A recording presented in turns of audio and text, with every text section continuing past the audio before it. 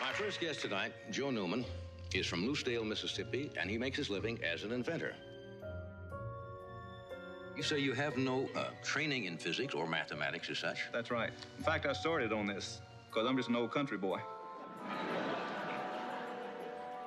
And I picked up a book on energy. It's on Faraday's generator. Mm-hmm. And when I read that, I remember squirming around because they was telling me they was getting something for nothing. One of his inventions, it's a machine that produces energy, apparently puts out more external energy than internal energy. And if that's true, it could very possibly change energy in general.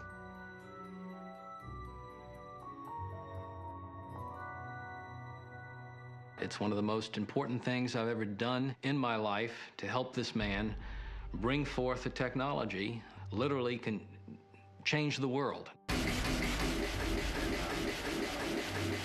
Having the ability to produce unlimited amounts of power from Joe Newman's energy machine would allow general benefit to the entire world. I've utilized the energy in a magnetic field the scientific community has been totally blind to. And he was getting some results that no one had ever gotten. Could he possibly have done this? He's invented real stuff. We all were just elated at what we were doing. If you're going to reverse the law of physics, you better have some data to back it up. When you're ready, disconnect that thing if you need to. You check back with me in a year and you're going to see a working prototype hooked to a home. I want you to leave here knowing that the energy in a magnetic field is literally a river of energy. Some people wouldn't choose him to be their hero, but Joe Newman is a hero.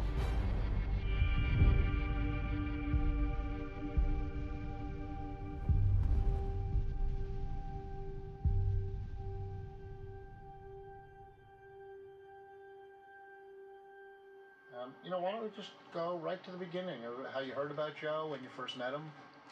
Well, I was working at WWL Television, Channel 4 in New Orleans. Very good TV station, I might add. And the news department heard stories of this strange inventor in the backwoods of Mississippi who had a device which was purported to produce more energy than it consumed. Perpetual motion machine, so-called. Most of the time, when you talk to someone about this, they would say, oh, perpetual motion machine can't be done, it's absolutely impossible, it's got to work under some real laws of physics.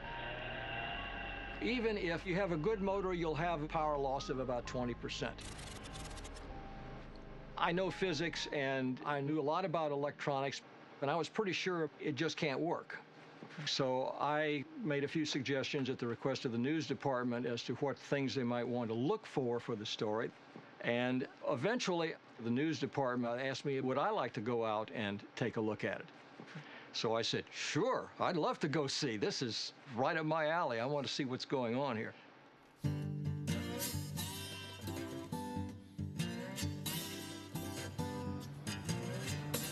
So I went out and take a look with crew for the story.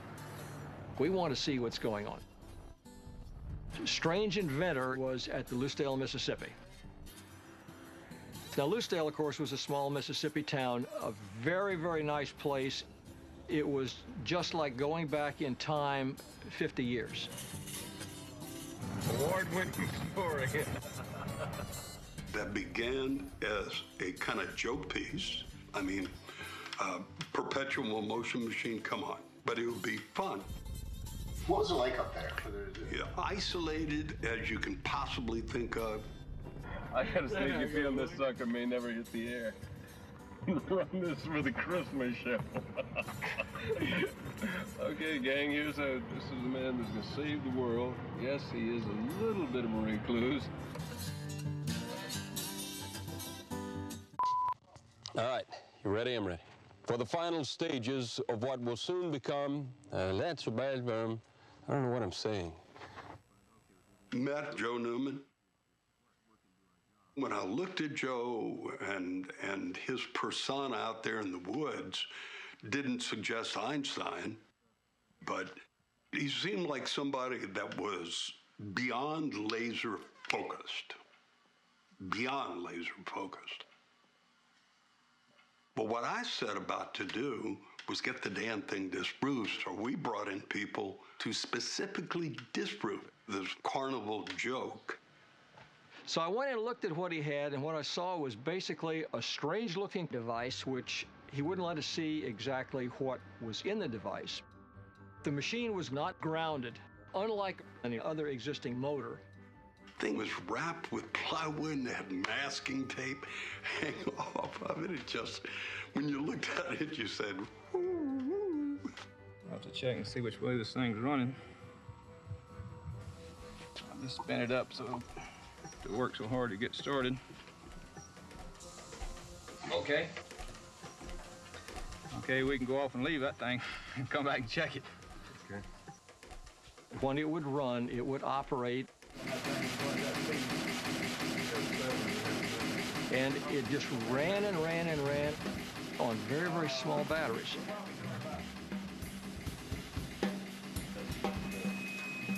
And it would flash a bunch of lights. Okay. Now you're running at 30 RPM and 2 pulses per revolution. Yeah, so 60 pulses per minute. Yeah. That kind of got me in the middle where I was, whoa, and beginning to think there really was something this could have invented real stuff. According to conventional theory, it can't do what it's doing. Just sitting there continuously rotating the rotor requires more power than is going into the device. What it's doing can't do it without some kind of external force. There's no angels on the head of a pin pushing this thing, and there's no wind, and there's no crank. Their thought was there was a transformer buried in the woods somewhere, and he said, we'll look all over the place. And they still couldn't prove it.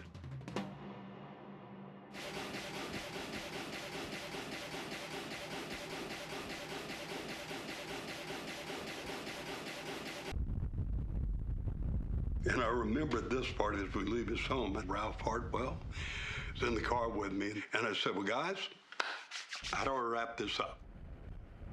And Ralph said, well, I've never seen anything like it.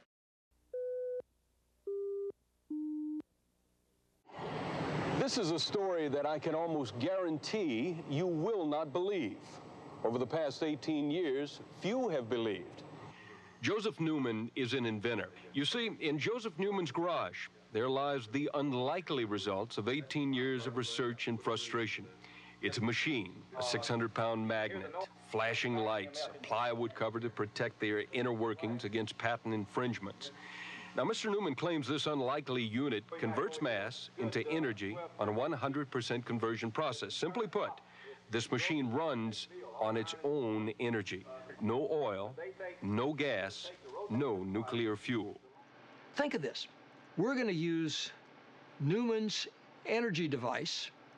We're going to feed power into our system, provide you with power. We're going to shut down all of our coal-burning, fossil fuel-burning plants. We're going to shut down all of our nuclear plants, and we're going to provide you with clean, reliable energy for a fraction of the cost you're paying now. It could be a big boost for the entire world. This prototype is simply to prove the merit of this theory, that very quickly a very compact, small device can be made and be produced for the consumer that they could buy for a home, automobile, or airplane, or space vehicle, or whatever. So I suggested, Joe, if you're serious about this and you really want to put this together, why don't I just come to work for you full-time, but I can't do it for free. So Joe said, okay, I'll pay you what you're making at the TV station. I said, okay, that's fine.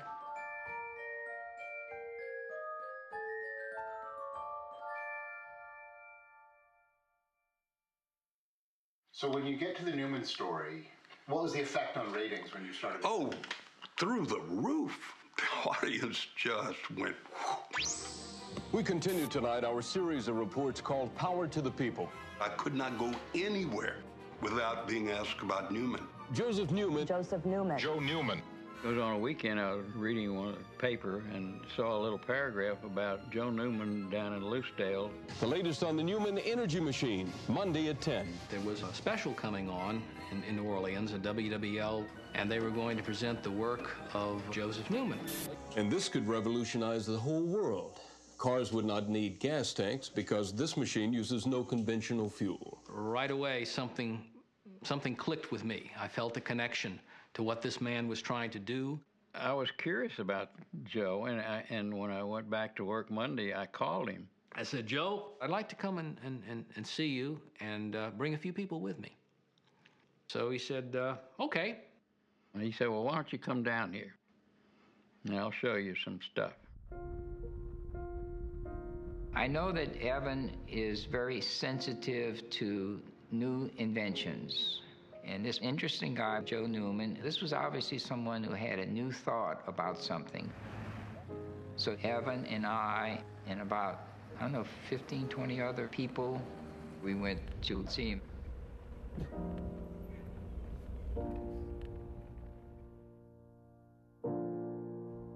We had electrical engineers, we had a nuclear engineer, we had physicists, we had mechanical engineers that came with me, and they were just as curious as I to learn about what this technology was about.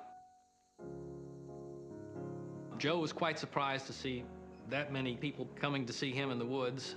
He shook hands with us, figured he could trust us, and said, okay, follow me. So we spent the day in Lucedale studying this big, humongous machine. When we set up that experiment, we first looked at an ammeter to see how much amperage that 80% efficient motor was pulling. 10 amps.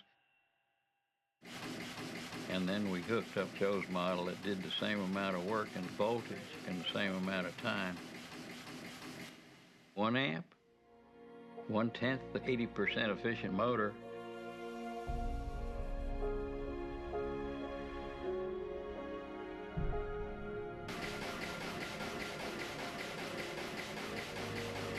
I was excited about what the possibilities of this thing were, but that is beyond remarkable. This machine converts mass into energy on a 100% conversion process. It'll start the Industrial Revolution all over again, except greatly accelerated rate. It'll do more toward bringing world peace and all the kings and queens and politicians that have ever lived. I'm not promoting Joe Newman. I'm promoting the people of the world. What I'm doing is giving the people an example. If one man can shake the world, then what can the whole world do?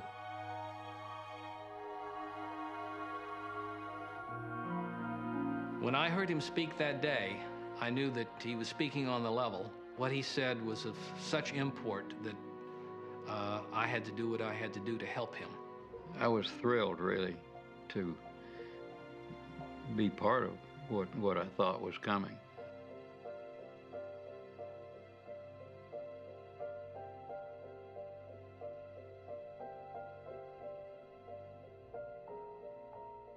You must have been pretty excited about seeing a motor like this. Yeah, I was excited about this intellectually because I saw that there was something that broke the paradigm of the way that electric motors were currently being built. Our physics system says when you feed energy into a device, you should lose power. And in the case of Joe's motor, you gain a lot of power, which is, by conventional physics, unacceptable.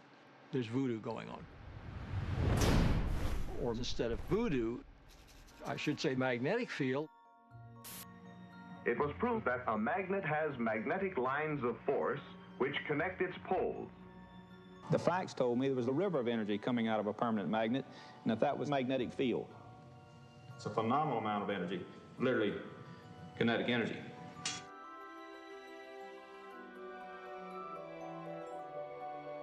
This magnetic field. It was obvious to me there was some type of mechanical characteristic in this system, and the reason I thought that was that it showed that if you took a permanent magnet and you took a conductor, and if you moved a magnet relative to a conductor, the directions of the current would reverse relative to motion of the magnet or the coil. Only this magnet could show everything was relative to something in this magnetic field. It took me over 3 years to figure it out. Now I'll tap into it and utilize it so long as it existed. Even today, mainstream science doesn't fully understand magnetic fields. They know the effects of them, but they can't tell you exactly what they are. There has to be a mechanical connection between those that makes the thing go this way or that way. As far as I know, nobody knows except Joe what makes the magnetic particle go in one direction or the other. Joe actually learned that the energy in the magnetic field can be harnessed, just as we sat beside a moving river for thousands of years before somebody decided and learned how to put a paddle wheel into it to harness it. What Joe Newman has done is learn how to put that paddle wheel into that pre-existing kinetic energy field and tap into it to produce astounding levels of energy that we never even conceive of before.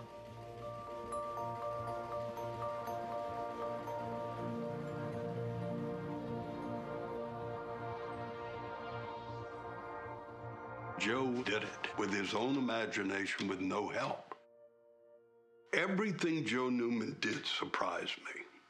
When I found out he created the sand in the tires, when I found out he created the plastic for the barbells, he always surprised me. The original plastic-covered lead weights, which everybody could afford them suddenly, and it was one of his first inventions. For this invention, he had to have the finished product ready for the investors by the upcoming Christmas season. Many people said that he could never really do it, but being the person that he was, he said, yes, I can do this. He came up with it, created the machinery necessary to effect the process because no one had ever done that before. He worked 24 hours a day, day and night. In a matter of few months, he got the barbells out into the public. He did what most people said couldn't be done.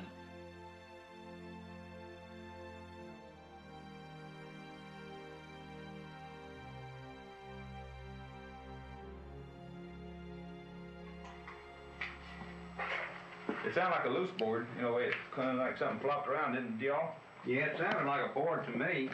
There was this intensity about him that I have the utmost respect for, and this is his life's work. This is the most important thing that he's developed.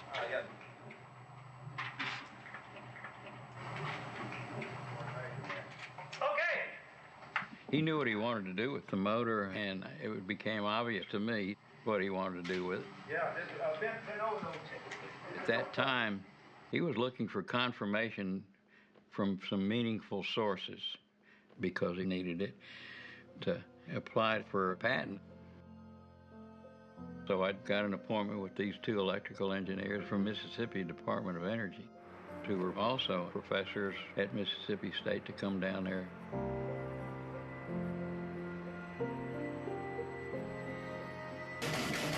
These EE guys looked into the results. 800% efficient.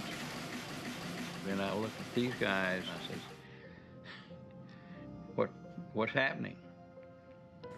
I mean, it should have just blown them away. I mean, they should have been jumping around. But the only thing I could describe is they were frightened because they couldn't explain what was happening.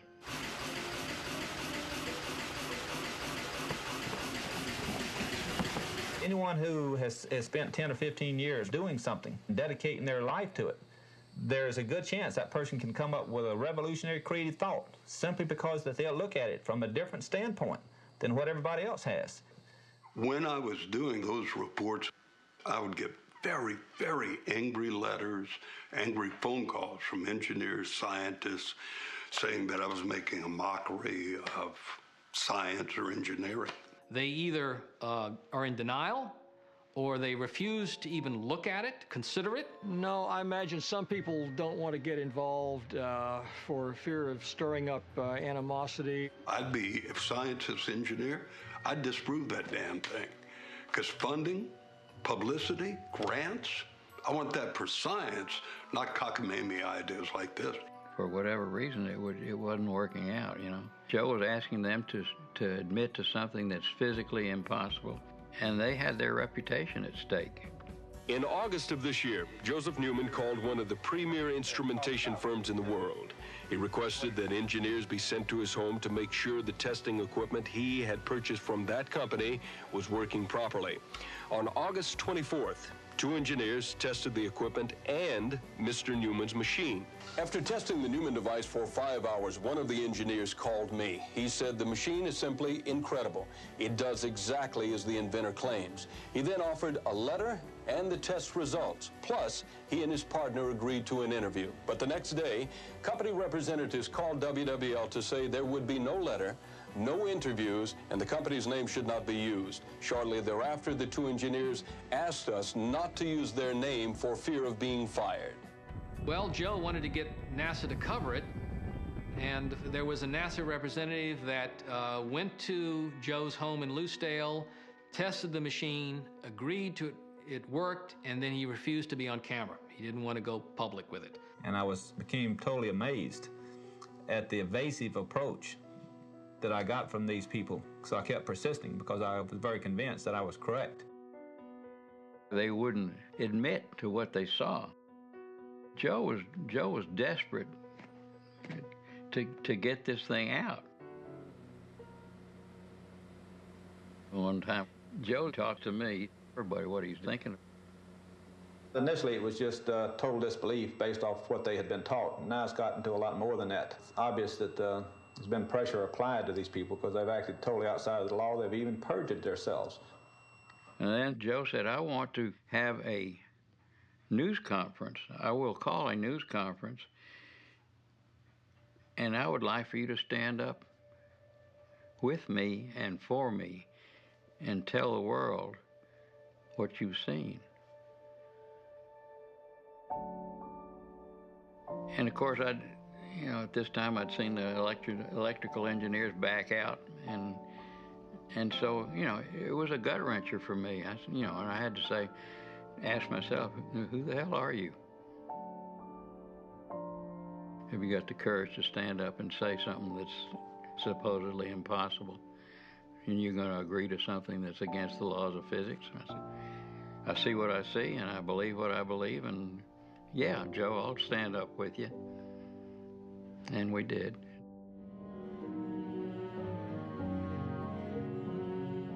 When Joseph Newman stepped before a news conference today to make his astonishing claims, sitting beside him were representatives of the State Department of Energy, longtime skeptics, now convinced.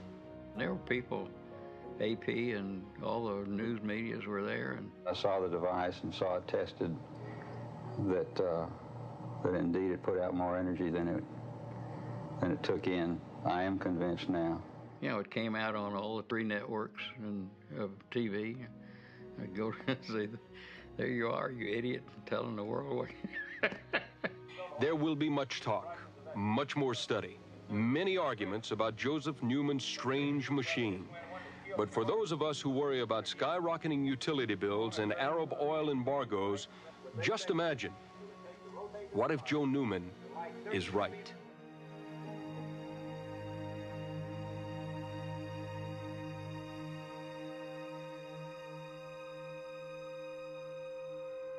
When I was a boy, World War II was going on.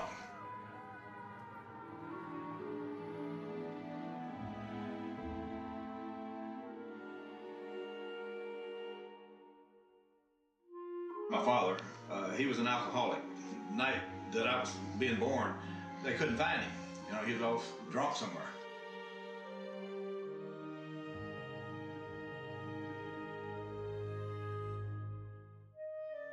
When I was born, especially in the South, it was a difficult time.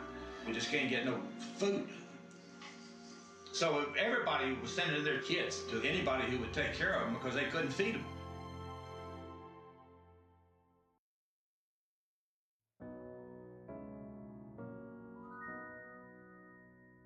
Now, my brother was with me from the time I woke up until I went to bed because he wasn't going to school. He was just taking care of me. In fact, I'd get out of my bed, go get in his bed with him, and go to sleep. And then he'd pick me up and put me back in my bed after I'd go to sleep. He was like my mother and father.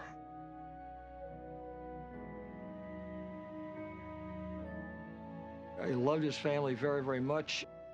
Joe was proud of his son, Jaramus, and Ellen, his wife. She was a country girl. She was beautiful. As far as I knew, she was totally dedicated to Joe.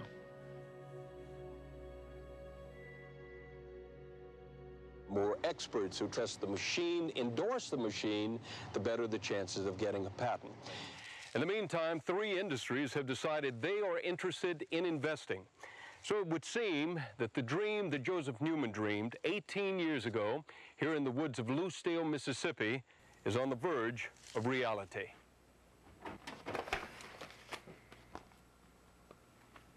Joe, he spent some time to prepare many documents for the Patent Office.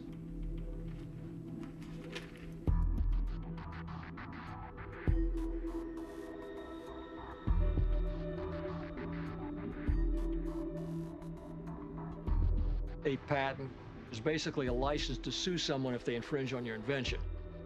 And it is very important because business people may express interest in a device, but if you don't have patent protection, they were very reticent to commit any resources at all to following through.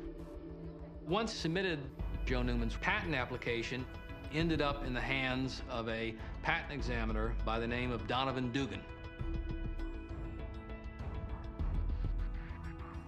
Joe figured, being the optimist that he was at the time, that there should be no problem with it. And being a revolutionary technology, he was hoping for a quick approval of his application so he could get on with building the technology and bringing it forward.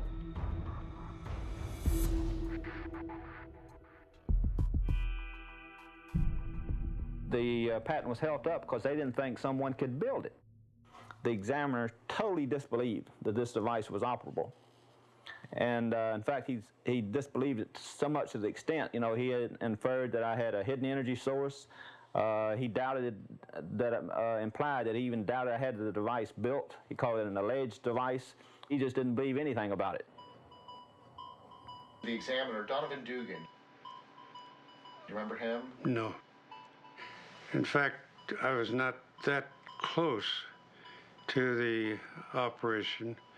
But it's one of those things where you've got the law of physics out here that had existed for many, many years, and you're going to overturn one of these laws.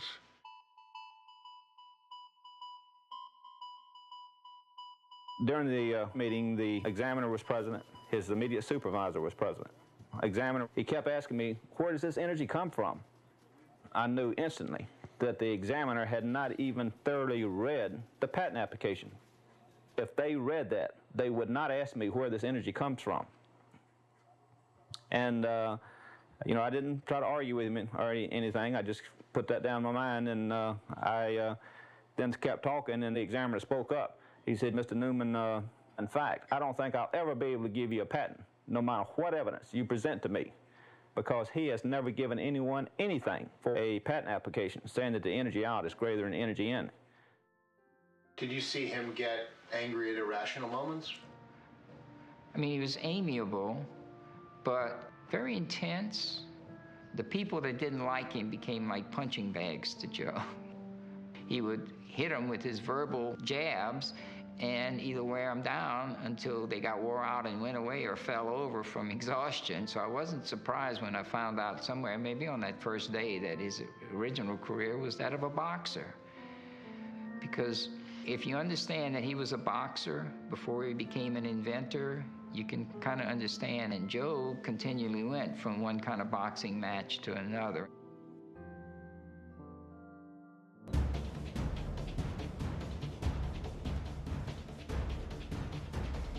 And at that point, Joe said, we need to hold a demonstration in Washington, D.C. We rented the Capitol Center, a large auditorium venue. He brought up a multi-thousand-pound unit to that demonstration. Good morning, everyone. My name is Evan Sule. I handle public relations for Joseph Newman. I'd like to welcome you to the first national public demonstration and the first public disclosure of Joseph Newman's revolutionary energy machine. We had a ramp set up so you could walk up and look at the machine. Joe had a number of small light bulbs showing energy coming out of the machine. We had oscilloscopes to read the voltages and so on and so forth.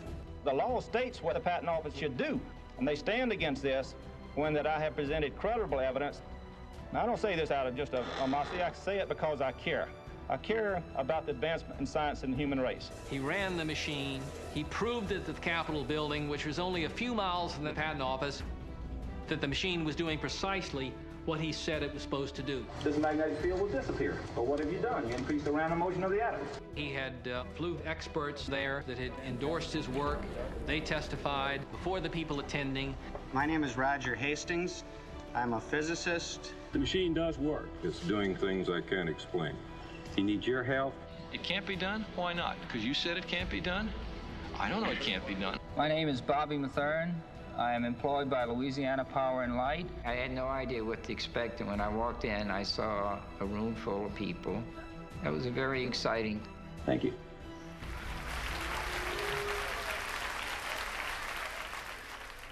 Let's pick it up from after that meeting. With Patent Department, what happened from there? I wrote a letter to respond to the U.S. Patent Office in a very factual, direct manner. And the facts did not make the examiner look very well. And my attorney told me, he said, I know it's the exact truth, but he said, I can guarantee you that if you send this in, it will assure you that you will not get your patent. Because you were critical of the patent. Yeah, and they will protect their own, irregardless of the truth. That upset me greatly. At that point, Joe Newman felt that he was dealing with a bunch of buffoons, essentially. So what's he going to do? The inventor will never get his product to the public until he gets his patent. He now is fighting for that patent in federal court. A man who needs no introduction, Joseph Newman.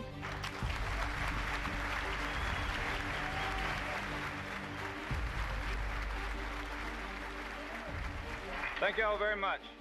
I've been having a fight with the patent office, and like I had said, I'll fight till hell freezes over. And I mean literally that. I wish to change the patent office as well as push this invention forward. This was the scene at the New Orleans Hilton Hotel today. Over 1,000 people crammed into a ballroom to hear Newman, and more than 1,000 more waiting outside. Garland had told her, said, you know, this is going to be a bust. They doubled the amount of people, and the fire department wouldn't let more people in. At the podium was the usual complement of scientists who have supported Newman, but there are also some new faces. Actor Eddie Albert, who hopes to draw President Reagan's attention to Newman's fight. And we've got a nice chance to move ahead, and I expect from all of you here, we've got to work together. Now, if you want to debate with it, write it and put your name to it, and I'll show that you're ignorant.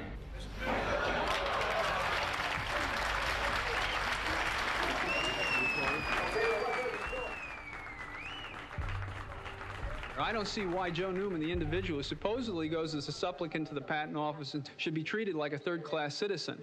I think that Joe Newman stands as a representative of every person who's ever been frustrated by dealing with the government that does everything it can to protect and to conceal its own incompetence. And the patent office here is a supreme example of that. Newman thought they needed a trial lawyer who understood scientific principles. They believed I knew how to fight against a system that was unfair. I believe that's how I was chosen.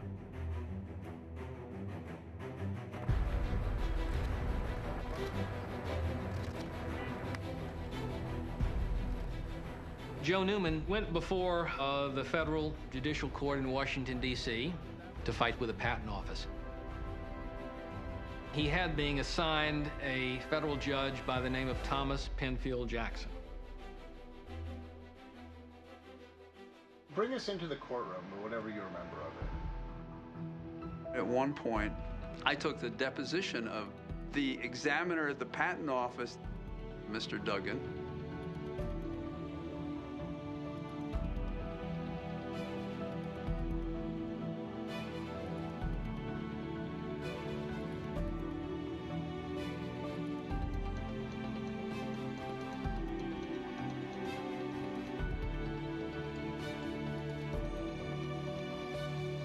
The examiner that said this machine can't work himself didn't understand how machines worked.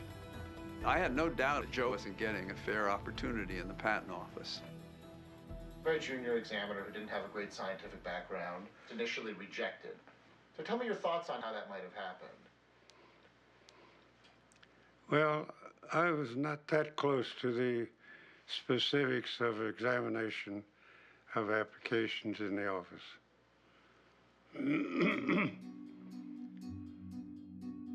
I'd like for you to ask them very honest, objective questions. And I think you'll be impressed with what you hear. In my personal view, it appeared that I don't really think Judge Jackson was happy with the whole proceeding. I don't think he wanted to be there.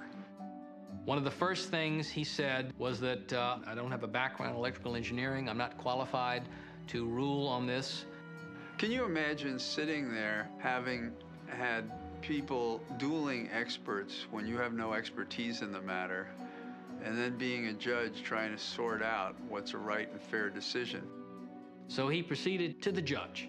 We've got more than 30 affidavits of scientists who have tested it for themselves. They say it works. Why won't you accept this as evidence? Jackson said, I have to have an independent analysis of this done. I have to bring in what he called a special master. Special master is a function that the court has for areas of expertise the court feel it doesn't have, to inform and make recommendations to the judge as to how the judge should handle the matter.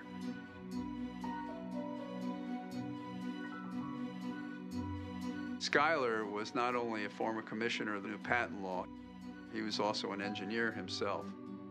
I don't know that there could have been a better commendation by the court for someone with expertise to make a recommendation to the court. That's why I think Judge Jackson appointed Schuyler. Jackson said, Mr. Newman, the special master will nail it right down, and then I can rule on it. If I rule in your favor, you can go forward with your patent. Today marks Joseph Newman's third trip to federal court in less than a year. Each trip has cost him, on the average, $30,000. The future would seem to hold more court appearances and more expenses. Oh, I just meet the need as it comes. Of course, it's not easy, but I've been doing it for 20 years, so it's not new to me. And I just keep fighting, because I'm right. I think that this invention eventually became more than an invention to him. You know, there was more like his family.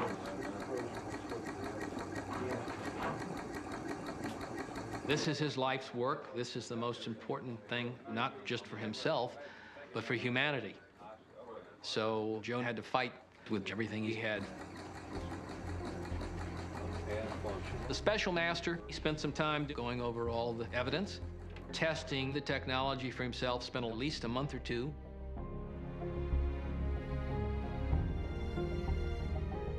I don't know exactly what he was experiencing. And frankly, I was a little bit nervous.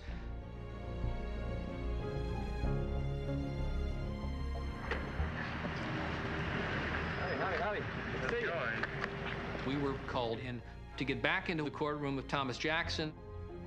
The special master's finding was presented to Judge Jackson.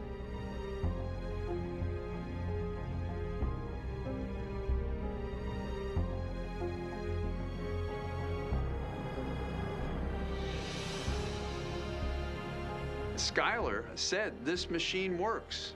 The evidence is overwhelming that Joseph Newman has built a machine that there is greater external energy output than external energy input. Yeah. We were pleasantly surprised. I was very happy with that. Joe was overjoyed, and we thought that should basically settle it. We were so anxious for him to get the money to produce these things and develop them. Attorney Jerry Sears for the Patent Office and John Flattery met with the judge. The judge had the findings of the special master before him. Jerry Sears immediately objected to the judge about the special master's report. He said, well, Your Honor, I'm assuming you're not going to believe in the tooth fairy. The Patent Office dissed their former commissioner and disagreed with his report. So they questioned it, they attacked it.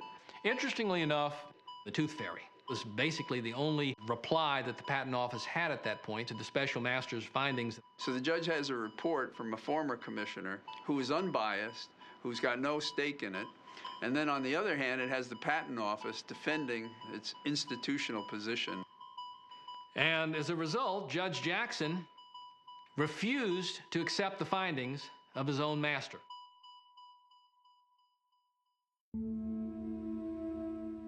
At that point, everyone felt there was something going on in the back room. The judge said that what we need is more testing.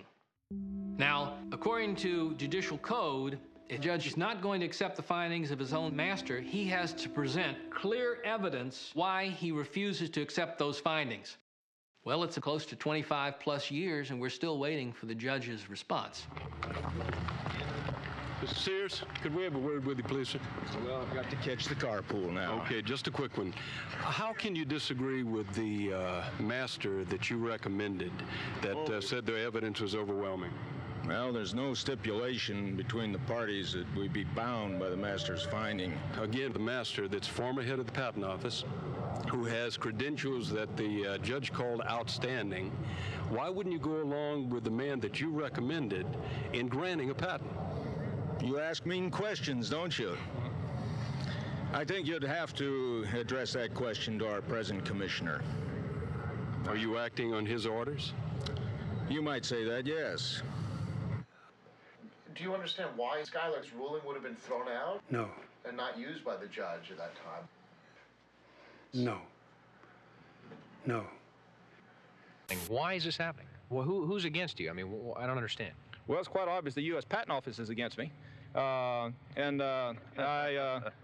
also have that belief about this judge is against me, that he's biased and prejudiced. He has not followed the dictates of the law, and the facts are very clear. They're there. And to talk about adding insult to injury. Judge Jackson submitted a bill to Joe Newman. Short of $12,000 for the special master's report. The Joe Newman was required by the court to pay, and he did. Okay, now if you was charged $11,500 for a master, a guy who's supposed to be the referee of this game. Your referee tells you, at the cost of you now, you're paying $11,500 for this referee. You won the game. Then the judge says, "Oh no, let's play a new game now." How would you feel?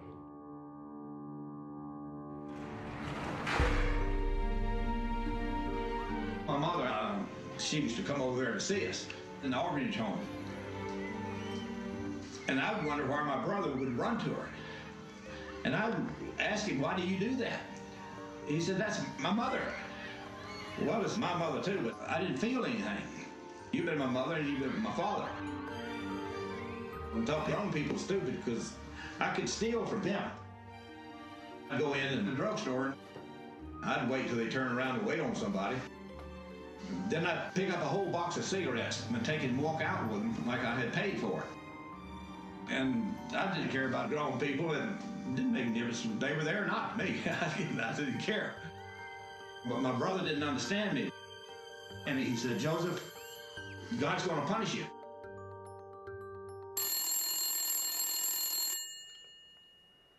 You need to stop working on this device or you will be eliminated. I received death threats, and I know Joe did too. Whether the threats were creditable or not, we decided no matter what, we were going to go ahead and get his invention out there. Okay. Of course, the patent fight was ongoing. Judge Jackson threw the Newman case back to the Patent Office. The National Bureau of Standards in the Commerce Department was cooperating with the Patent Office to set up these tests. At this particular point in our struggle, what's the answer to the energy crisis? He had been featured by national CBS Evening News. In the backwoods of Mississippi, a mile down. Dan Rather Evening News literally broke the story wide open. Is on 60 Minutes. Utilize the energy in a magnetic field. Radio interview. Life magazine. Hundreds of magazines, newspapers around the country and in other parts of the world. It became a roller coaster ride of using media to generate media, doing everything we could to bring as much public pressure on this. It's carried me over 2 decades of my life.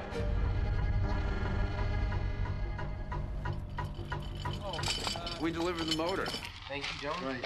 30 days come and go, and we get a notice, you didn't deliver a machine in working order. Well, excuse me, it took you 30 days to figure that out. Would you welcome, please, Joseph Newman. With all the publicity that Joe was garnering around the country by that time, Joe flew out for The Tonight Show I think one of the statements from the Patent Office was, whatever evidence you present us, I think would be unable to give you a patent because it's impossible, which is similar to what they said, if I remember, to the Wright brothers. They were saying that 3.5 years after they had flown. They were still saying it.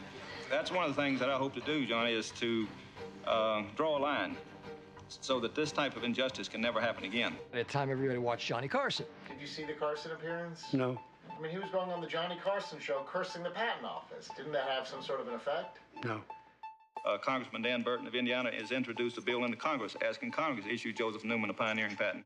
I'm Congressman Dan Burton. The bureaucracy has given Mr. Newman, in my opinion, a runaround from day one.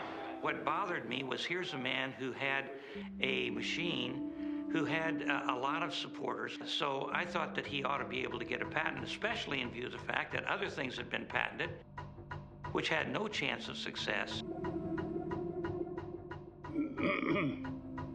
The National Bureau of Standards. Okay, ready to go? Yeah. All right. They told us it wasn't in working order, so we came there. There's a loose wire, which was up when we delivered the machine. What should we do? In Joe's schematic, you can see where to put it. You think you could do that on the phone? But they didn't do it for 30 days. Why? Came 1,000 miles to hook up a wire. That's all that's necessary. You put 1,000 volts on that, and the unit will run. It was obvious what was wrong, even to them. I'd like to know where the input energy is. We have answered this in writing. You people are dragging your feet. John, he'd like to know if you'll leave the battery pack. You don't have your own batteries? What kind of nonsense is this? You're telling me the National Bureau of Standards doesn't have its own batteries? That's the answer. Yeah, that's fine. That's... I want to understand this. You want us to contribute You don't have to understand better. anything. He asked if you leave it. Your answer's no. Thank you. You're an embarrassment to the nation. Tell us when you're going to be ready to begin tests.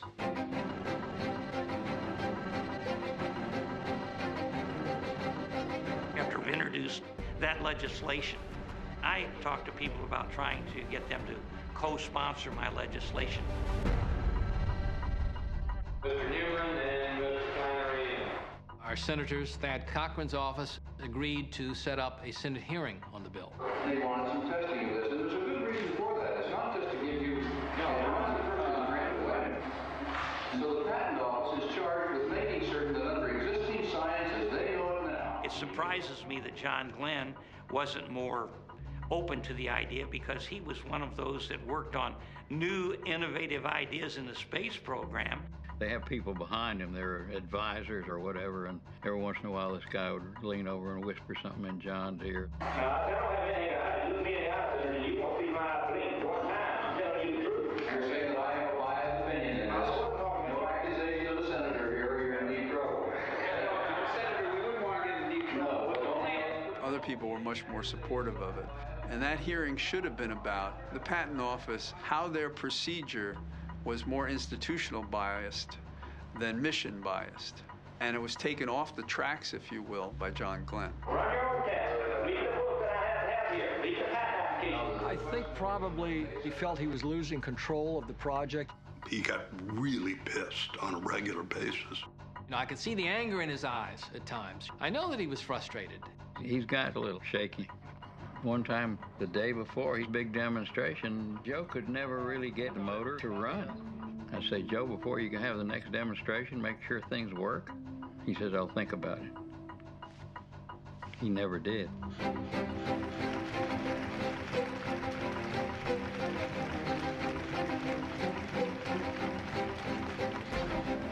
He got a lot of attention, but the attention started to become not good attention. The people that were there, we were looking at each other and shaking our heads. This is not good. There's so many things he was fighting. He lost sight of the track he was trying to follow and just stopped pursuing it the way he should have. I'm angry. I consider this war. Second highest court in the land has ordered the National Bureau of Standards to test Newman's machine. Thus far, no test procedures have been approved, no testing done. When are you going to be getting ready to test this device? This is English. Your mother tongue. Is it in working order? Why don't we just no. You tell me yes or no. It's in working order. Yeah. Why don't you do that, Captain? Why don't you guys Yes or no? We have our coats. We have our equipment. We're going to get it out of here. Is it in working order? Yes or no? I'm going to take your silence that you are satisfied it's in working order yourself. This whole process dragged on for months and months and months, having cost him all the legal expenses. My legislation, I can't remember how many were killed. I was frustrated. It didn't go anywhere. Even the public was saying, well, put up a shut-off. But you should be mad as hell. He was really upset. Not printable. Evan told me this himself, that Joe would berate him. Evan just took it. Can y'all see it? Or you can't? Tell me. As time went on, I became disillusioned because he would reject all offers of help. This thing still needs a lot of development. Anyone to stand against this invention, criminal. Nothing helps to bring it forth. It takes its toll on you. It's taken a toll on all of us. I was really beat. I was looking to get out. Horse fuck. You're talking about advancement of humanity. And then he had something in his personal life that was pretty bizarre. I'm here to give it to you. It wasn't an instantaneous change. I want you to be happy and excited, for you to become angry. By the time we really noticed it, it was pretty far along. Ellen told me something, that I'm going crazy. Whoa, what did he just say? She said, come back and get me. I was really shocked when that marriage didn't Come last. back and get me. Jackson said that this was to save Joe Newman money. People said, when can I get one for my house? He's got confidence beyond his ability. I want to run my business with it. The legal expenses. The clock is ticking. He can't do that on his own. Over $100,000. We're here to help you. He doesn't let go.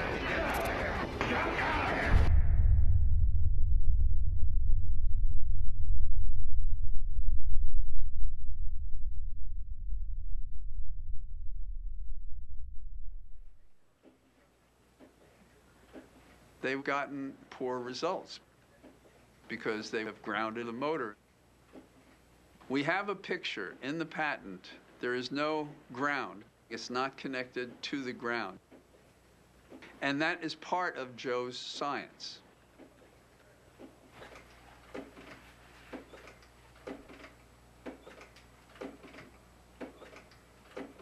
We weren't successful, and to this day, I regret that because I think that Mr. Newman was entitled to his patent.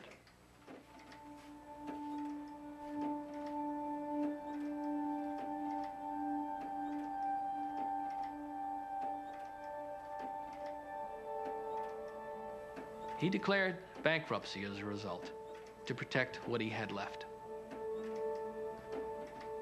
Joe lost his house, his property, and everything he's done.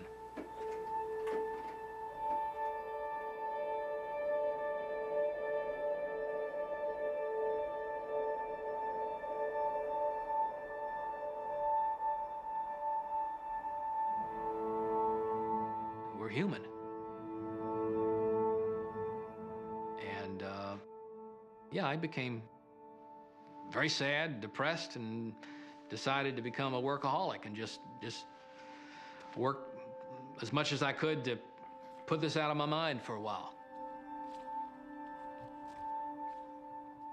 Joe went through all of his struggles, but yet he never strayed from his goal. He's going to be committed to this, bringing this technology forth for the rest of his life. I have no doubt about that.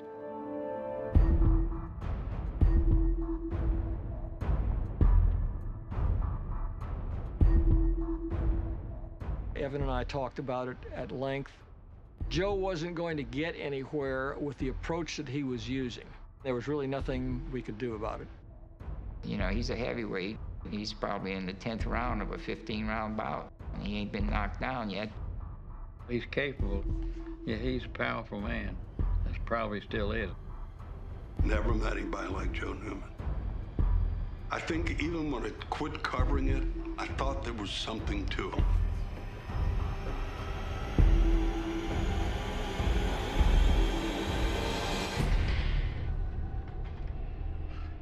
Yeah, because that's the equation for power.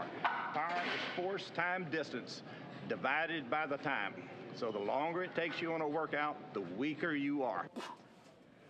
The faster you do it, the stronger you are. So I push hard.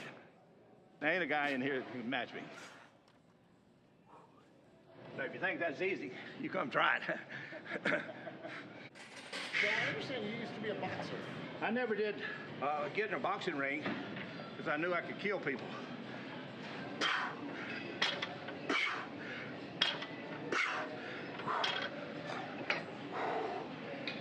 Are you in preparation for a fight?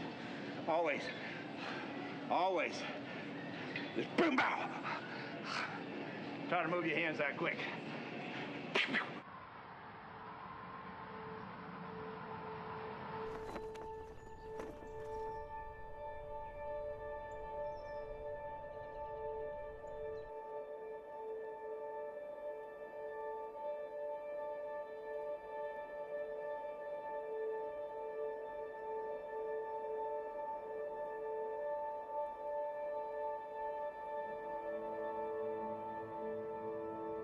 There's been a lot of scientists that have committed suicide that had good ideas, but they couldn't stand the pressure. You know, they ran against the negative pressure and killed themselves.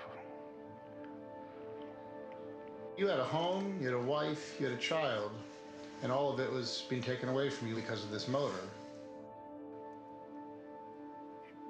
But see, because of what God had put me through, all the stuff you're asking me, did I ever get beat down? No. I just got more angry. And I had rubber that was that thick, and I put it on a steel plate and had it welded to it.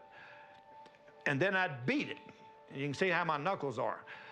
And I just bow, bow, bow, bow, bow, bow, bow, bow.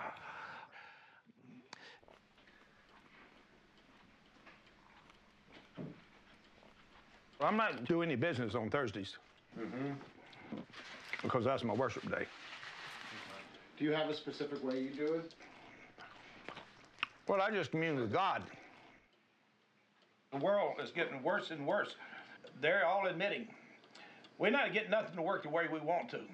But instead, it's running still negative, and we lost so many jobs, and everything's going to pot. All you got to do is just listen to the stock market. You don't hear the stock market is going to go way up. They're worried about the stock market just falling even more. That's what they're worried about. But the oil companies are making the biggest profit they've ever made in their history because everything is still tied to the oil industry. And that's why they fought me tooth and nail. They didn't want this technology out. This conspiracy is not against Joseph Newman. It's against you, the people.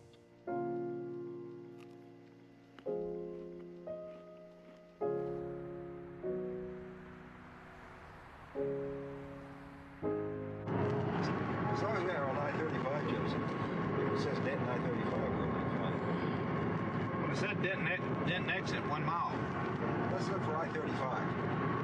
Well, what's the sign say? It says 35 something. Oh, yeah. There we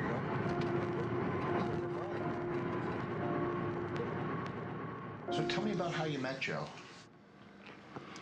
Well, interesting enough, at some point, 2006, thereabout, I began to feel that we were running towards a cliff as a civilization because of energy and burning fossil fuels, and particularly coal and gasoline and so forth. So I decided that I would try, if possible, to become a conduit for information that might help us find a new energy source. So I even went to a hypnotist to try to make myself receptive to energies of this sort. And I saw Joseph on the television, and I thought, well, there's no need for me to do anything. That man's already done it. I just need to help him. Yep. All right, now how does this machine strike you when you first look at it? Come on back here, let me show you something. Well, this is much bigger than anything I've seen in the past. All right, you can see how big this machine is. 7,500 pounds, 10 horsepower. I'd been pretty much his sole support. I had accumulated some rental property, and that was going to be for retirement. But I ended up selling 3 of the properties just to keep things going for Joseph.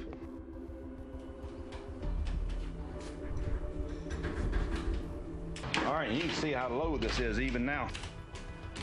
That's the point. You're not even pulling an amp, and you're running that 7,500 pound motor. Nobody in my extended family believes that Joseph can do this. So your family thinks you're nuts. Yes, they think I'm nuts. My son, he thinks it's all a farce to get my money. My wife, she just left. And she got a divorce through the internet, which was kind of interesting. And then it wasn't too long after that Joseph moved in with me. I traded a wife for Joseph. I was on Johnny Carson. I was on there for 23 minutes. He got the biggest response anybody had been on his show. 40 scientists had endorsed this by looking at the oscilloscope, the most accurate measuring device in the world. This technology is ready to be mass produced for the people of the earth. And it'll do away with pollution and contamination. I've done this through a lot of deep experimentation and thought and prayer. And God's given it to me. Because I've turned lightning to speed and torque.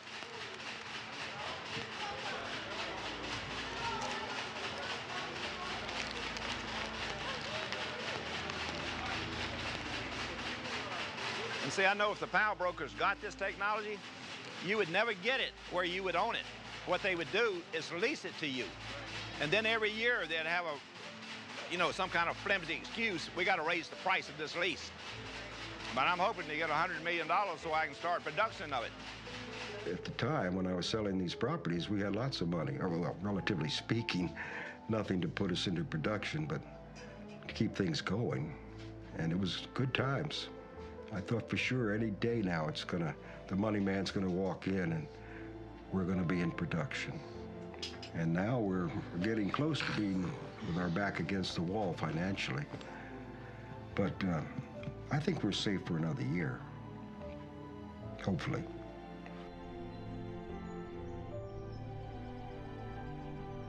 What do you think the plan is for the future? To keep the momentum going and keep doing what I was doing. That's how I'd make money. And God has given me that ability. And I've seen all the people who've been around me, they fell away because they can't stand the pressure. You know, Garland, Bobby Bethune, and everybody, they stepped away. Just like Evan, they were scared because the power brokers might shut them down. Going through what I have gone through growing up, and God made me like steel, you couldn't take the power brokers. That's what I told my mother. God did all this, and I used to blame you, but he put me through it. I started picking up a big steel anvil that weighed 400 pounds. I still got those muscles that run down my back. You know, you can't see my spine because the muscles run up and down my back. I am a tiger. And people should appreciate that. But I'm a tiger for humanity. I went and stood on a mountain one night, and I talked with God. My vow was, I want death if you don't give me what I want. I want to change this evil that I see all over this earth. Change it. I care. Why don't you care? So I want you to know how I am. I'm going to tell you right up front. When a guy comes to me and you want to challenge me, and you think you got the steel that I've got, you ain't coming close to it, because I'm going to jump down your throat and I'm going to say, this is a law. I think you nothing but crap. And I'd kill you in a friggin' second. I don't trust nobody. You think I would sell this to you? You think I'd sell it to her? Or you think it to him? No. Y'all can be gotten to. I cannot be gotten to. Not for threats, not for anything. In fact, the people who ever call me to threaten me, get off the phone and hang up. I said, God's going to kill you before you get off the phone. He's going to kill your wife. He's going to kill your kids. And they hang up on me. Just so you understand, none of these people are here to buy the motor. We all support you, because we care about the technology. Just so you're really clear on that. Okay. That's the only reason we're here.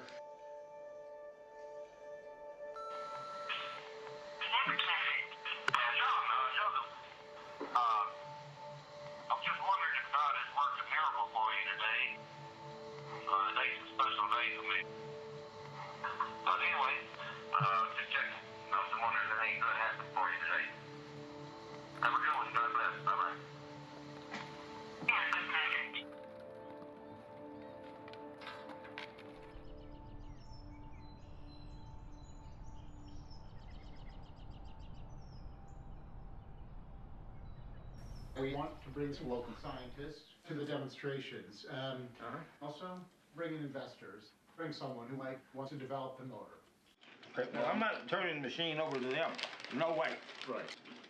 Not for all the money in hell. They're going to come just for the demonstration. This is just a hello. Does that sound good? Okay.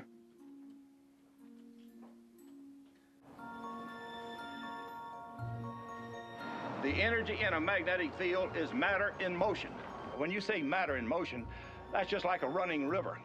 Now what I want y'all to understand, that 375-pound mud pump, it'll be so hard turning. Yet I can hook it to these batteries and it'll take off, but it's not drawing any current. And every textbook that y'all have learned to look out of will tell you the motors run off of current. That is a lie. And any scientist who says other than that is a liar. But what I'm saying to y'all, because this is something God's given me for humanity. It's a vow I made standing on a mountain as a young man, and I'm 77 now, but I'm young. Now with that, we'll just hook it up and start running it. If y'all need to ask me a question, you better ask it quick, because I'm gonna run this thing. Go for it. Yeah, we're ready to see it. Now I'm hooking this to the positive, and I'm gonna hook this to the negative, so you'll understand what I'm doing.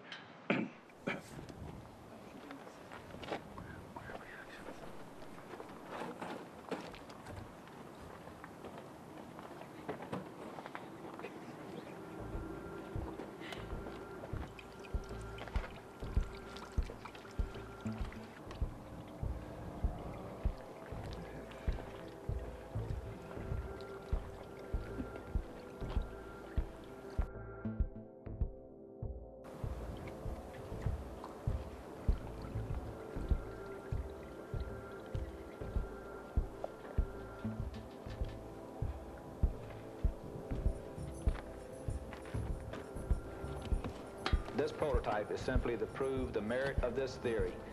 Very quickly, a very compact, small device can be produced for the consumer, probably in a couple of years of a time, that they could buy for a home, automobile, airplane, a space vehicle, whatever. And once they buy that device, they'll never have to pay for energy again.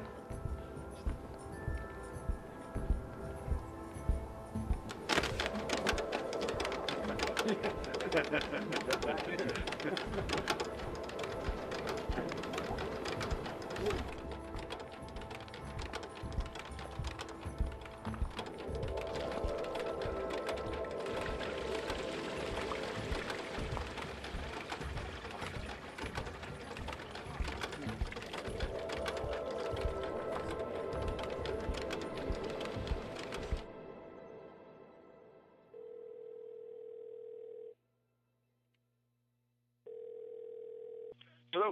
Hey, Joe, John Fox. How are you? Good. You know, Joe, I got a call from the investor who we met together in Texas. Mike was his name. And, you know, he was interested in developing another generation of prototype. He's got, you know, a few bucks he can put into it. And he's got engineers that could work with you in a pretty sophisticated lab. You know, he wanted to make a real slick prototype. What should I let him know? You said what now? He'd wanted to really, you know, get a motor like that built. Well, this is going to be something phenomenal, and it'll run everything. I know I've got something that nobody else has ever done. I'm ready to build this and prove that it'll run.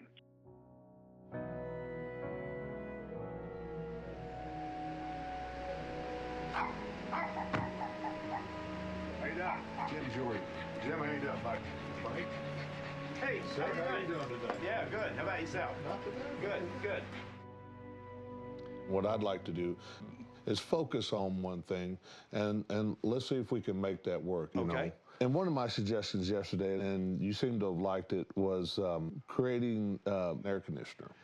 When you get this machine, your electrical bill, as far as your air conditioning, is zero. Right. So you agree that's a good market? It's a phenomenal market. I mean, like I told you yesterday, I'm sold. I'm ready. And now I'm willing to do what it takes to build one of these. We'll see if we can put it out on market. So now let's go ahead and put it together and do it. Well, the first thing I want to do, because I don't want, let me just say how I am. I don't trust you. I don't trust anyone. I've had too much damn experience with business people. Their word don't mean shit to me. Because I've seen all these people tell me they're going to do good things, and they were liars. I'm interested in right now just getting enough money to put this motor in a car. I'm going to go buy a Cadillac right here. I'm going to take that engine out, put this engine in. Maybe there's another way we can do this without doing the car, because of the air conditioning. It makes sense for the kind of businesses that I understand that. And but I'm not going to commit to you that I'm going to From that, it could fund your car or something else. Well, then I don't think we can deal anything right now then, because I'm sure not going to make a deal with you that I'm going to tell you I don't know you from crap. I wouldn't sell it for no $1 million. Joe, I didn't ask you to sell it. I'm just trying to talk to you about a deal. I mean, you don't have to get mad. I'm not trying to make you mad. I'm just telling you. I'm your friend here. There's no reason to get mad about this. That's not really what I do. You want me to stop what I'm doing and kiss your ass and put it for you? Not no, hell no. No, I didn't ask you to. Yes, you did. No, I didn't. Yes, you did. You're not interested in what I want first. Well, no, I did. I want to know what you do. All I was saying that I think an air conditioning will make a bigger impact faster than the cars, to be honest with you, sir. I may be wrong, but I can sell stock. I've got another guy coming to see me right after you Monday or Tuesday, and he's got $100 million. So don't tell me what I can do and can't do. You don't know me from crap. I don't. I was just asking. Well, I know what I've already done, and it's a hell of a lot more than you'll ever do in your damn life. All your life, you'll never be remembered. I will be remembered. Okay. I don't need you to get done what I want done. Joe, I'm sorry. I'm making you mad. Yes, you are. And I apologize. You know, Joe. No, I ain't going to change, John, so don't be bringing me any other people like this.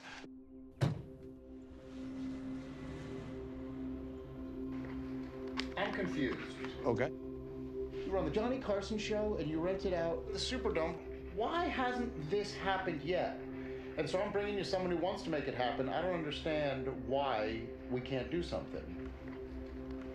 Well, it's very simple. Because you're ignorant if you can't see it. And I'll just tell you straight out. You're stupid and you're ignorant. You don't know a damn thing about business. That's the way you give a damn technology away, the way you're talking about. Not no, hell no. I ain't giving it to no son of a bitch. Well, I've done studies of a lot of innovators, and they have a few things in common. One is they're generally orphans. So they tend to be very distrustful of other people, and they tend to be very protective of their creations. It's sort of their offspring, their family that they never had. You know, it's like you're very careful who you would entrust your family with.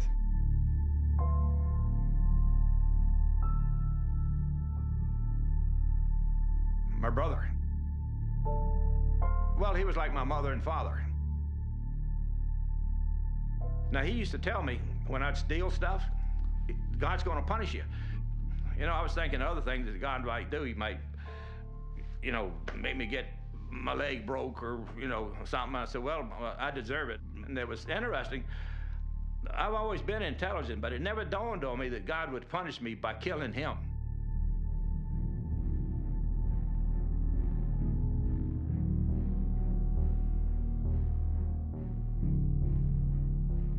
And I cried for 2 years when he drowned because I missed him so much. And it finally dawned on me, it makes you want to fight for what's right. It makes your character, you become devoted to, well, I'm going to fight this all my life. Joseph Newman. I wanted to change all this disparity between wealth and poverty all over the earth. I can do something good for humanity. That's why I would never sell this invention to the power brokers of the world. And that means any son of a bitch that tells me that I don't trust you to do it, Joe Newman, I want to do it. And you give it to me and let me make it and let me do it.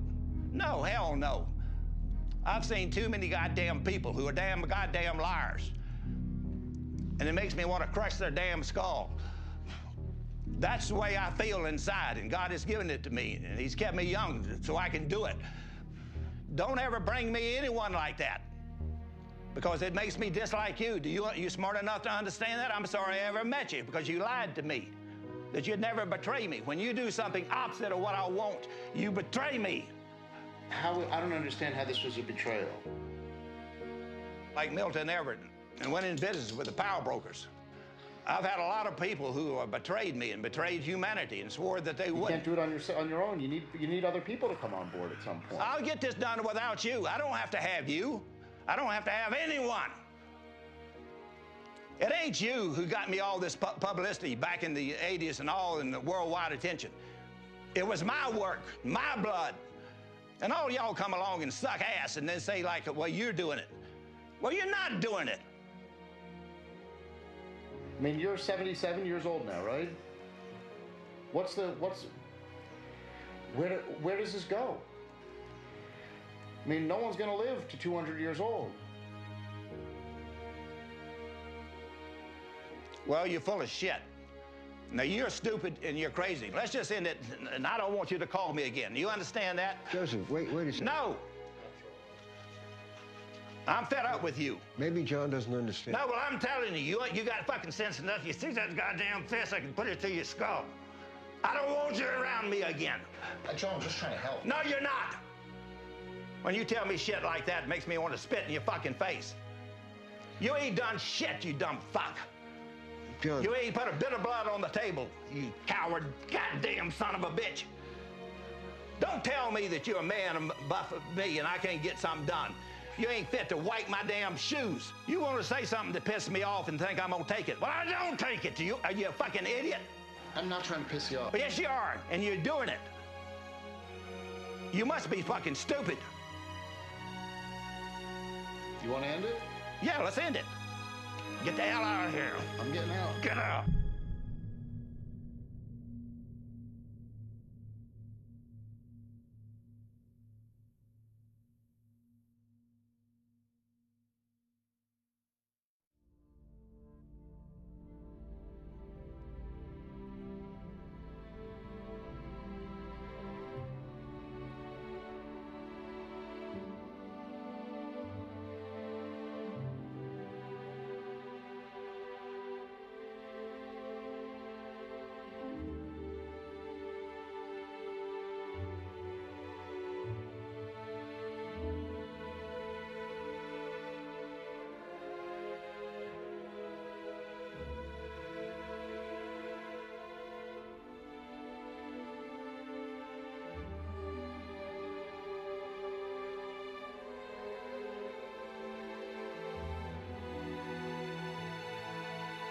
When you think about all of the perpetual motion machines that I ever researched, and I've researched a lot of them, they were all disproven. Most of them, just like that. This one never got disproven. So just if, you know, that grain of sand in the universe that says it does work and we never know, that's a tragedy.